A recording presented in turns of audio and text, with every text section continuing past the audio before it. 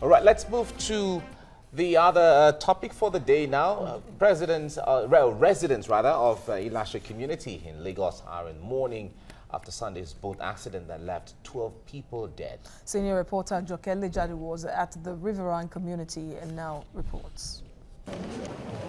Mourners here are gathered to try to make sense of the accident in Ilashe community that claimed 12 lives on Sunday. When TVC News visited the grief-stricken community, the people wondered how a journey turned out to become another statistic of gloom. These deaths are particularly painful for the Yakub family. All of the dead, including children, were from the family. They were crossing to the other side of the community to attend a church service when the boat capsized. We're not going very far. We want them to cross over to the next town so we can trek and go and cross again for the other program. So we loaded the boat and we pushed the boat to the shore, and then before we had the engine just shout, and before we know the boat capsized, and because the place was muddy we couldn't rescue. So most of them were children. According to eyewitnesses, they said they had the engine sound like a boat hit something, then it capsized. Yakub Abu lost his wife and mother of his 2 children in the accident. He says his life will never be the same without her. Well, it's not something I can explain. I can't do without my wife. How am I going to take good care of my children? Because I know that the little one now will be feeling the mother. How am I going to do it? Members of Ilashe community say the casualty figures would not have been this high if passengers were wearing life jackets. A jacket like this one is crucial for safety when on board water. Life jackets, most time they make it for the adults. The children normally have a private one, but since we are going for a program, we cannot carry the life jacket with them to take to the program. I always tell them, let this life jacket be very important. Governor have been saying it, everybody have been saying it. We're supposed to take ourselves as one. This life is one, it's not two. It is not a rare occurrence to see boats with passengers not wearing life jackets on Lagos waters. But the Lagos State Waterways Authority says it is doing all it can to stop this trend. For LASWA, as the authority over the waterways, we always emphasize the importance of life jackets. The thing about the waterways is that continuous enforcement always has to keep on going, which we're committed to as the state inland waterways. The incident at Ilashe tells an unpleasant tale of how disregard for basic safety precautions will continue to feed the statistics of avoidable horror. Jokele Jadu, TVC News, Lagos. A very sad incident indeed on Sunday that happened in Lagos. Exactly. It's really sad. Well, the Chief Executive Officer of Lagos Ferry Services, Adeboye Kalejaye, and the Managing Director... We're supposed to take ourselves as one. This life is one, it's not two. It is not a rare occurrence to see boats with passengers not wearing life jackets on Lagos waters. But the Lagos State Waterways Authority says it is doing all it can to stop this trend. For LASWA, as the authority over the waterways, we always emphasize the importance of life jackets. The thing about the waterways is that continuous enforcement always has to keep on going, which we're committed to as the state inland waterways. The incident at Ilashe tells an unpleasant tale of how disregard for basic safety precautions will continue to feed the statistics of avoidable horror. Jokele Jadu, TVC News, Lagos. A very sad incident indeed on Sunday that happened in Lagos. Exactly. It's really sad. Well, the Chief Executive Officer of Lagos Ferry Services, Adeboye Kalejaye, and the Managing Director of the Lagos State Waterways Authority, Engineer Bisola Kamson, are in the studio with us to discuss how Lagos waterways can be safe and the plan of the government to make the waterways more economically viable. You're welcome, Mr. Kalejaye. Thank you. Thank you, Bonnie. All right, let's start with you first. How is the authority of waterways in Lagos, that's LASWA, working, especially after this sad incident on Sunday, to ensure safety on Lagos waterways? Okay, thank you. I think, first of all, I'd like to use this moment to commiserate with the families of the of the lost lives, the close members, and the community in general. It was indeed a sad, day in Lagos, and our sincerest, feelings go out to that community.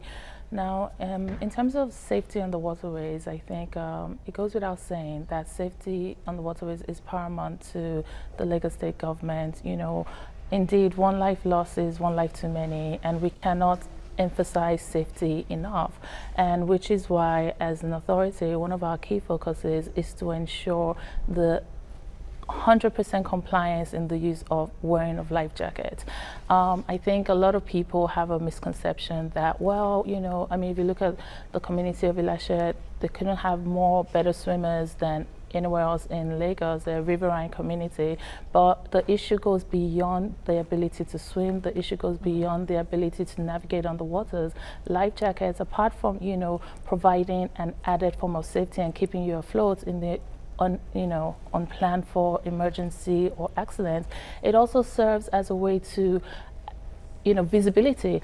And which is why we're very persistent about the type of life jackets. You see a lot of life jackets, and sometimes it even appears that they're not wearing any life jackets, but if you actually go closer, they actually are. But the color of the life jacket could be black or like a dark color, and so in terms of visibility, you can't even see the passengers, and which is why we're very adamant that the color should be of a bright color. It should be a bright neon green, or the typical color is bright orange, absolutely. And so with something as basic as a life jacket, which if you compare it to road transportation, is your seatbelt.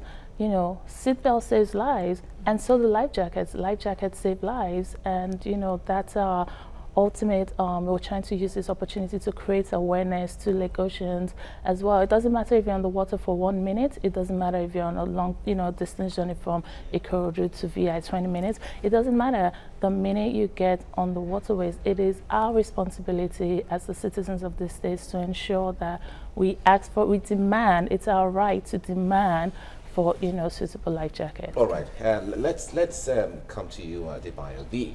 Adeboye, rather. Sorry, give us a picture on how the everyday water system runs. A lot of people have said that there's no safety on Lagos waterways at all. Give us a picture. How does it run usually? How are these people? How do they operate it? Well, let me explain that. How does waterways run? How do we operate it? You see, the waterway is an expansive facility. It's a utility on its own. On the waterways, you have a lot of activities that takes place on a daily basis. There are dredgers who are dredging on the waterways. There are fishermen who are fishing on the waterways. There are ferry operators who are operating on the waterways. So a lot of activities goes on the waterways. And then that's why the government of Lagos State is very emphatic on its challenge, on its desire to do what is called channelization and demarcation of the entire waterways. The government of Lagos State is currently embarking on channelizing and dredging and mapping out the routes of the waterways in a manner that when you are flying your ferries, sailing on water, you have a specific route that is demarcated for your usability. So there is no conflict of usability in terms of those who are dredging or whatever. When there are demarcations, then everybody will maintain his or her own lane. That explains also why what the fishermen are doing, what the dredgers are doing, must also be outlined on water. That explains that. Secondly, is also the fact that the waterway is like your road utility. The road, when a road is not tarred, when a road is having potholes, it disturbs traffic on the road. The same thing happens to the waterways. The waterways has depth. There are some specific depth that the ferries can ply, your boat can ply. And except these are mapped out, there are shallow ends of the water. There are deep ends. There are places where your operations, your ferry must be slowed down. There are places where you can accelerate. There are speed limits on water. There are specifications of kind of boats that can ply on our waters. All of these are matters of concern to the government of Lagos. And that goes also to say that the more reason why the government of Lagos State, in its quest to be able to have complete control of the waterways, saying that the inland waterways of Lagos, as pronounced by the Court of Appeal in the recent judgment, must be respected by the federal authority, particularly by NEWA. And that was one of the reasons, that was one of the factors really hampering the operation of the waterways in Lagos, as we understand. But then there are the problems of, first off, that most jetties used for transportation on Lagos waterways are not passenger friendly. So as the CEO of Lagos Ferry Services, are there periodic checks on the boats used, the ferries used on the waterways to ensure that they are safety conscious and are up to the standard expected by the Lagos State government? You see, what the Lagos State government is doing, which is also at the top gear, is to make the Lagos Ferry Service run a model ferry operations for Lagos. It's going to be a typical example of what you do in the lag bus operation. Give a model service in a manner that other private operators can come to emulate. The government of Lagos State very shortly is investing huge sums of money. It's almost finalized now to really have world-class ferries on our waterways, such that other operators can also know the kind of standard that we needed. For now, what we have on our waterways are mostly dominated by private operators. And the issue of regulation lies exclusively with LASWA. And the provision of the basic infrastructure on our waterways lies to a larger extent with the Ministry of Waterfront Infrastructure Development. And what we are doing about jetties, you see, there are Lagos State jetties. If you get to Lagos State jetties, you will realize they are standard. But of course, there are also federal jetties that are also, been there for quite a long time. There are private jetties. So jetties are in categories of, of some sort. But beyond all of those, there are also illegal jetties that are made of wood planks and all of those. These are issues of enforcement. But the question is, when government goes out to say, look, these are illegal things, you must not do it this way. Government is recently clearing the shanties, the waterways of shanties and whatever. There is clamor, there is hue and cry by the citizens. They are displacing us. They are taking us away from our livelihood. So government has to blend between, human face, between ensuring sanity, and between delivering the dividends of democracy. These are some kind of issues you have in governance. Today, why are they demolishing? But then when mishap happens, when accident happens, government look the other way. So head or tail, government has a challenge in terms of meeting the citizenry midway. All right, Abisola, let me come to you on this. There were some reports credited to you that you said that many of the operators in the jetties don't comply with safety measures. But do they have unions? Is there a structured system where you can interface with them and then talk to them collectively as a people? Sure. Let me say that just the same way, we've mentioned that there are different types of jetties, in Lagos State. We also have different types of operators. So we do have an association of boat operators, and I'm happy to say that we have a good relationship with them. And, I actually want to thank them for their, for their willingness to work with the authority, willingness to work with the state. And we're actually in the process of regularizing operations. But however, we have, as I said, other types of operators. You have private operators, you have community operators. And, so just the same way, for example, we have different types of boats. We have the commercial ferry boats, you have the banana boats.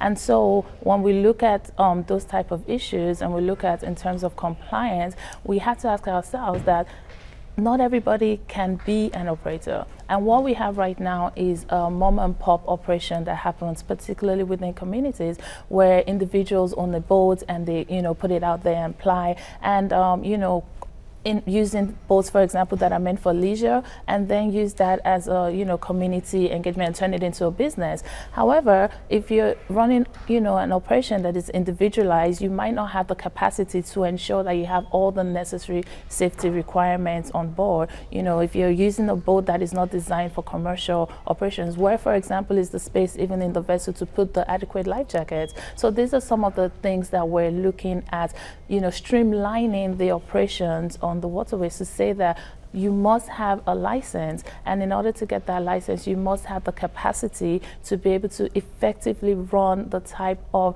safe integrated water transportation that is the vision of the state's government. All right, were jetty operators in the past not running with licenses, though LASWA had been in charge well, to a large extent before the final ruling now by the court, and then How would the dredging and channelization process now targeted by the government to happen within the next 6 months help safety on the waterways?